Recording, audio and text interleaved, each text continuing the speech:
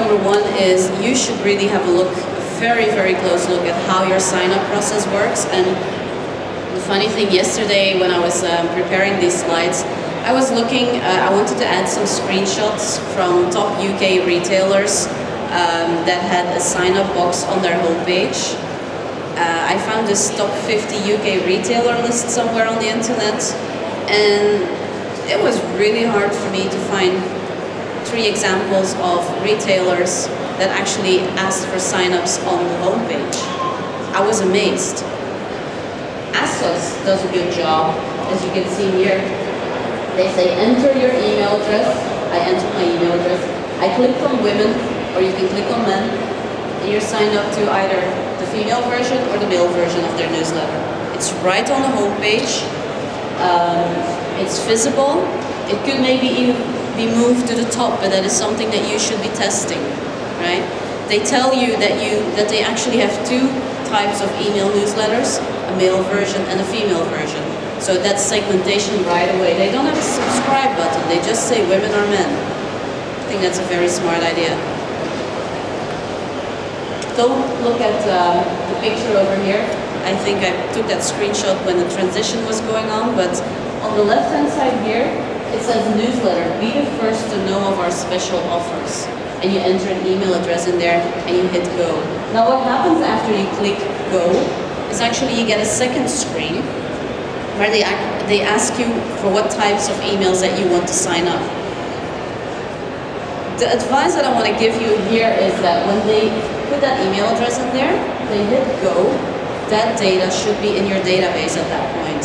Don't wait until they fill in the second page, because you might lose them on the second page. So make sure that you capture at least that email address, and any other information that you need, you can actually capture that later. Another example here at John Lewis says email sign up for updates, special offers and promotions. So I know what I'm going to get, I fill in my email address and I click sign up, and that's it, I'm signed up. Same here, QVC, it says daily QVC gossip, get all the news on QVC presenters and shows, enter your email address.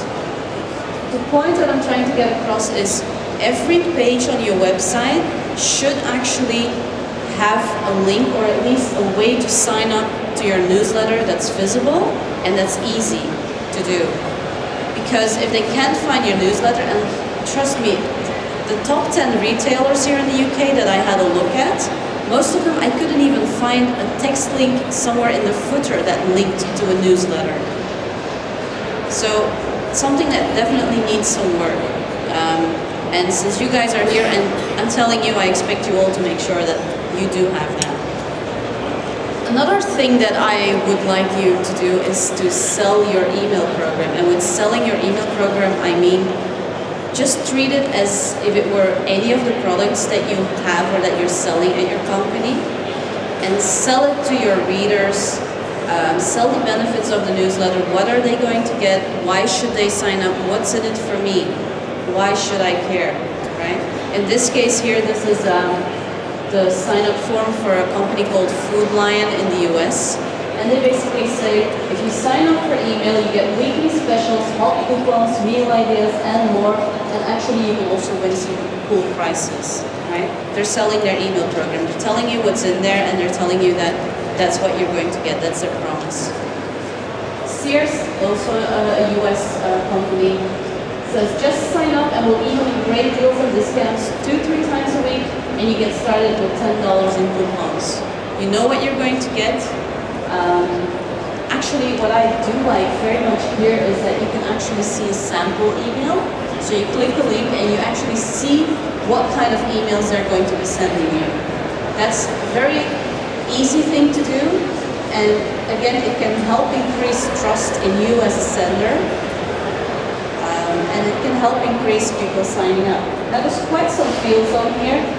Personally, when I'm signing up to an email newsletter, I'm okay with giving my first and my last name, but why do you need my address?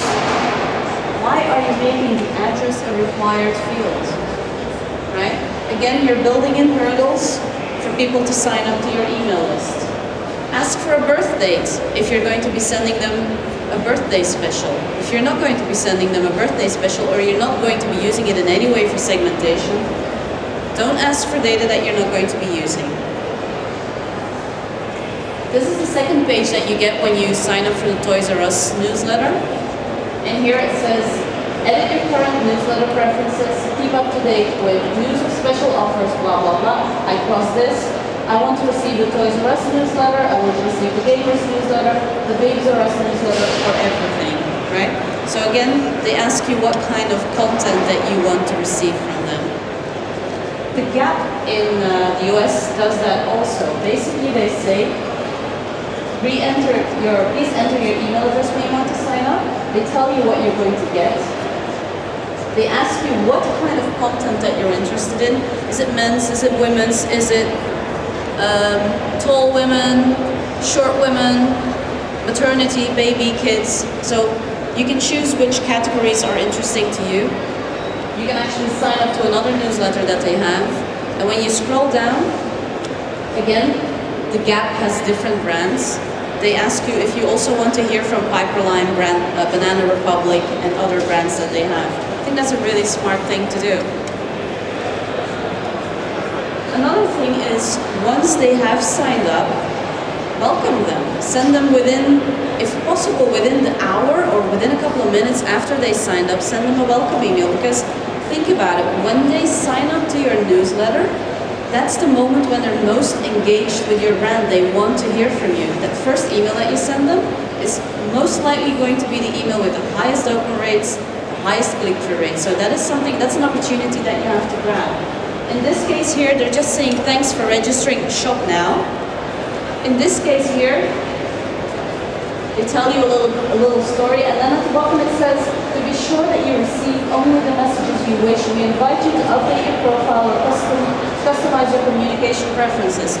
So they might not be asking that when you sign up, they might only ask an email address, but they do in that welcome email ask you to tell them what to actually personalize the emails that they're going to send you.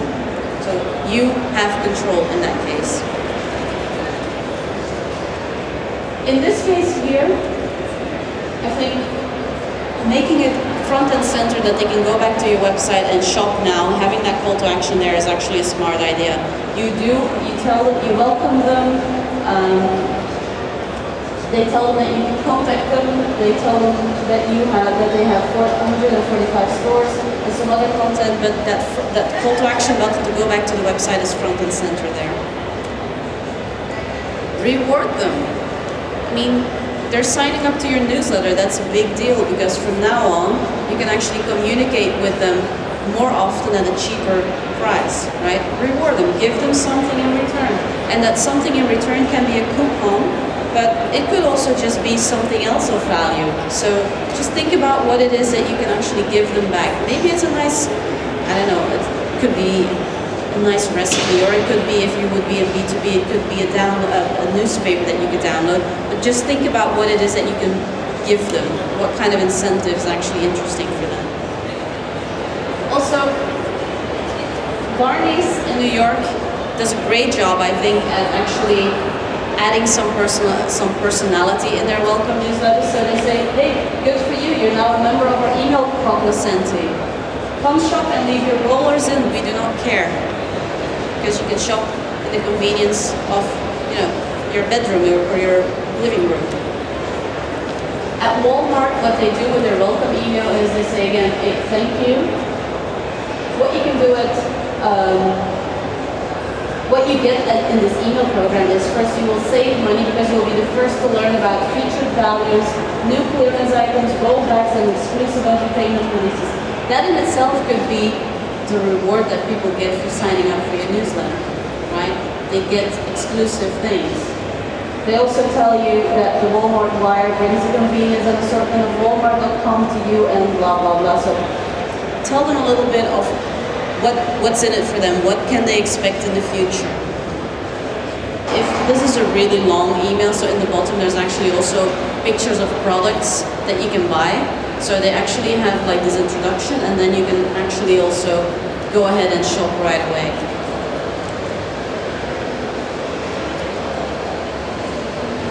Ray